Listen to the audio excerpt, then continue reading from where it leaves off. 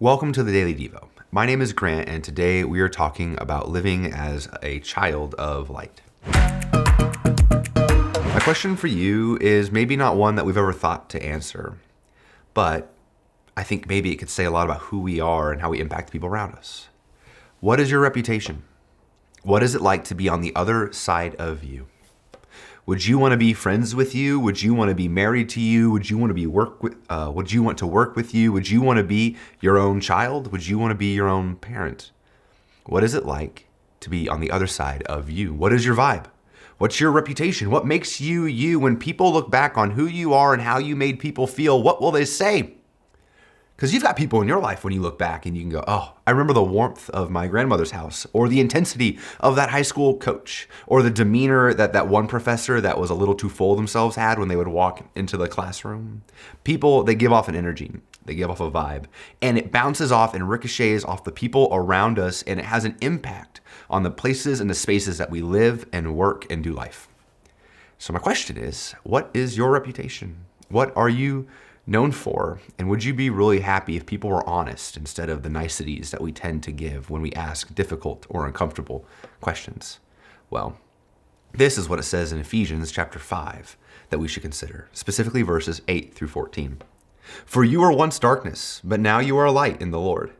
Live as children of light and find out what pleases the Lord. Have nothing to do with fruitless deeds of darkness, but rather expose them. It is shameful to even mention what the disobedient do in secret, but everything is exposed by the light becomes visible, and everything that is illuminated becomes a light. That's why it is said, wake up, sleeper, rise from the dead, and Christ will shine on you. How do you make other people feel? My hope is, if you're watching this right now and you are someone who has an intimate and personal relationship with Jesus, that the general reality is when people interact with you, more often than not, they walk away feeling like they've gotten a little closer to Jesus. That there was a level of love, compassion, and grace, that there was gentleness and patience, that there was a person who represented something far greater than selfishness, that represented something far greater than a desire for control, far greater for fill in the blank with an earthly feeling, and instead replace it with the characteristics of God. Are you a representation of that? Are you a light in the world? When everyone is walking around in darkness, tripping on the coffee tables of life that Satan puts in our way, are you there not as a nightlight, not as the light on your cell phone, but are you a beacon of light?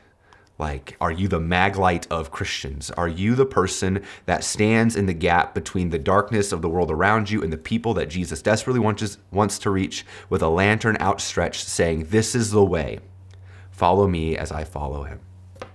So my question to you as we kind of wrap up our time here together is this: are you a light? Or have you gotten really complacent?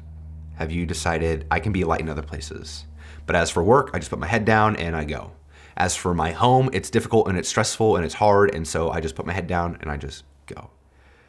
And if you've given up on being a light, I just need you to know that Jesus didn't give up on being a light in your life.